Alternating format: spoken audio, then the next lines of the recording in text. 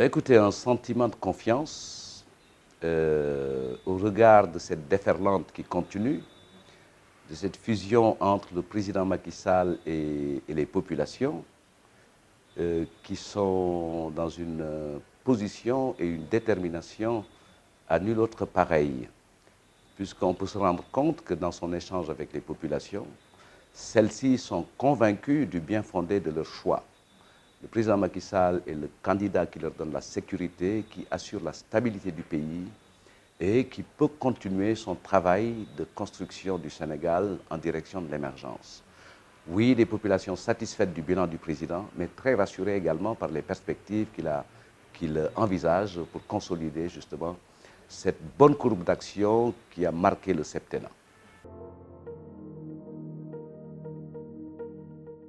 Oui, on peut le considérer, mais c'est à relativiser au regard de ce qu'on a constaté sur les 7 années.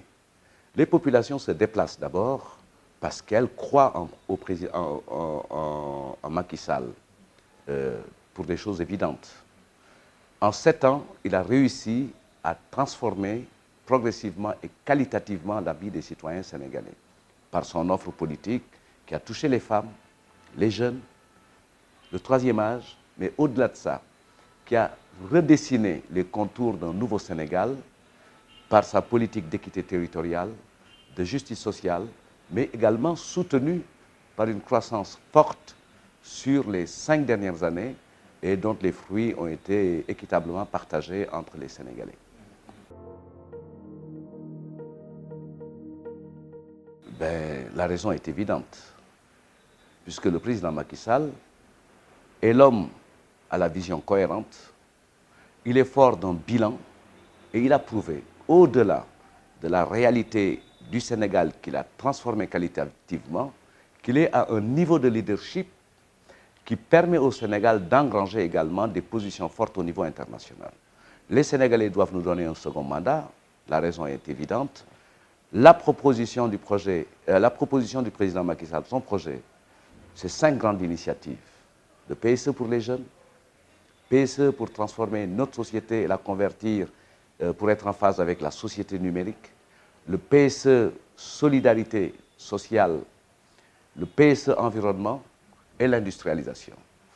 3 grands programmes, 0 déchet, 0 bidonville, ville créative et les 5 accès universels.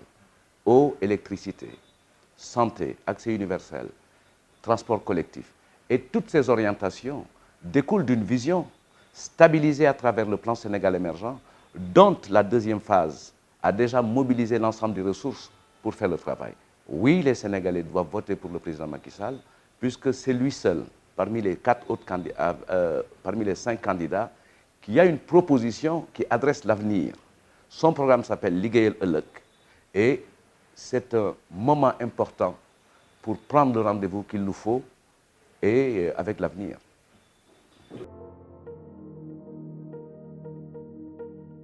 C'est des débats dépassés. Et je pense qu'au regard de ce que nous avons comme résultat dans les porte-à-porte que nous faisons, les questions prioritaires des Sénégalais ou leurs préoccupations principales ne portent pas sur ces questions. Les Sénégalais sont demandeurs d'une amélioration continue de leur qualité de vie. Les Sénégalais ne sont pas des petits-enfants. Ils ont une claire conscience de la qualité de notre démocratie et de l'état de droit dans lequel ils vivent. Un état de droit qui a ses règles, ses disciplines, ses contraintes. Oui pour le progrès démocratique, oui pour la moralisation de la vie publique, mais il me semble que sur la question morale, l'attitude de certains candidats est en déphasage avec ce que la morale recommande. Puisqu'un candidat qui a l'ambition de diriger le Sénégal ne doit pas bâtir sa stratégie sur la calomnie, sur l'insulte et l'irrévérence.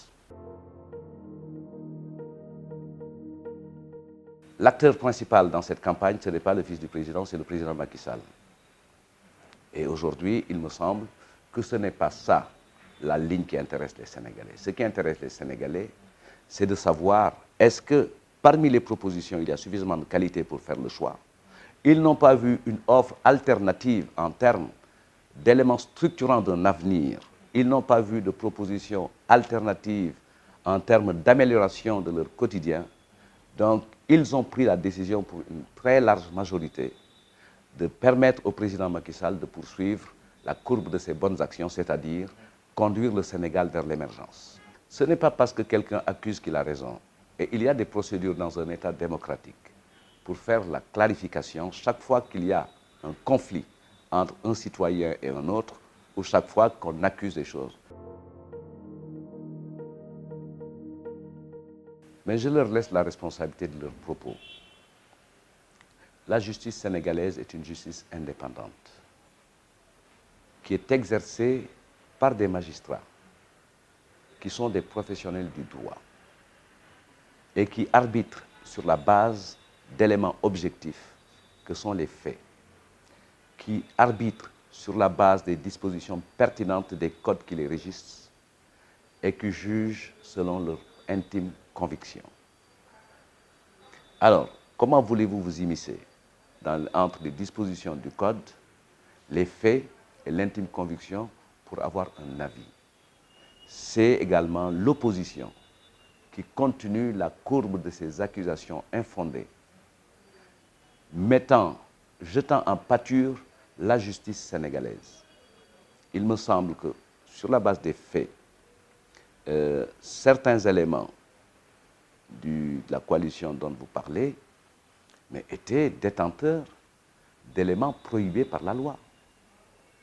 Rien que ce point de vue devrait nous conduire à l'immunité sur cette posture, sur cette affaire, en gardant permanent à l'esprit que tant que les choses sont en instruction, il est de bon comportement de laisser la justice faire son travail.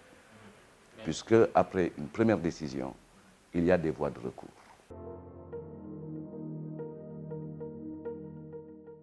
Mais les juges ne prennent pas leurs décisions en se fondant sur une déclaration du président de la République ou son intime conviction. Ça, c'est vraiment cautère sur jambe de bois. C'est pour épater la galerie, c'est pour avoir des choses à dire. Ce sur quoi ils sont attendus. Quelles sont leurs propositions pour développer le Sénégal? Ce sur quoi ils sont attendus. Quels sont les éléments structurants d'une vision alternative? Mais je constate que pour l'ensemble des candidats, le plan Sénégal émergent est un horizon indépassable.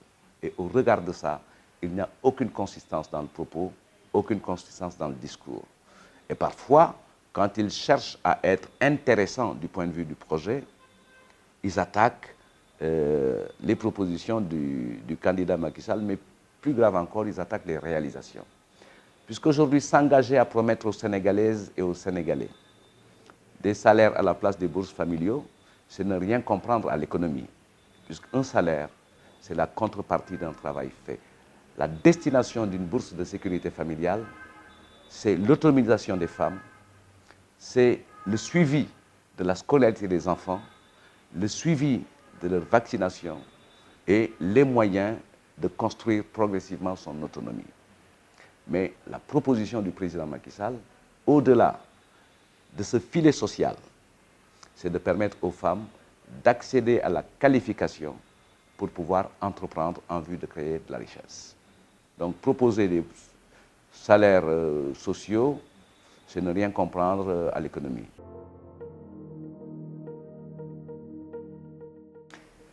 Mais à mon sens, quel est l'intérêt d'un débat entre plusieurs candidats? Nous sommes dans le temps de la campagne, nous sommes dans le temps de la rencontre avec les populations. Et le président est porteur d'un projet qu'il partage avec les Sénégalais. Pour le débat, nous sommes là, nous le menons, nous le prenons en charge en déclinant de façon didactique les propositions de notre candidat. Et je pense qu'il y a suffisamment d'éléments de référence pour permettre aux Sénégalais aujourd'hui de décider en toute conscience, puisque étant au fait de chaque proposition et de sa valeur. Mais je pense qu'une élection au second tour, ce n'est pas pour cette année-là. Mais parce que moi, je reste persuadé que notre objectif de réélire et de fort belle manière le candidat Macky Sall dès le premier tour est largement à notre portée et cette déferlante l'indique très très bien. En matière électorale, l'opposition sénégalaise a montré son irresponsabilité et son immaturité, étant engluée dans une stratégie de suspicion, là où il fallait développer une stratégie de terrain.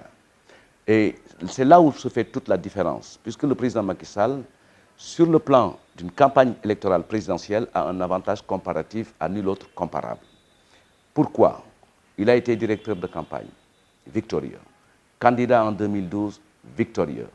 Candidat en 2019, et nous l'espérons, il sera victorieux haut la main. C'est ce qui lui a permis d'avoir une couverture rationnelle du territoire, là où d'autres candidats n'ont pas été en mesure d'être présents sur le territoire. Il a un avantage comparatif à nul autre comparable, c'est la qualité de son bilan, la qualité de sa proposition et de son projet et la disponibilité des moyens qui vont lui permettre de réaliser ce projet. Ils ont fait une campagne de stagiaires et je pense que les Sénégalais ne donneront pas leur confiance à des stagiaires par rapport à quelqu'un qui est déjà assez aguerri. Ils ont développé leur stratégie, ils ont plus communiqué sur le président Macky Sall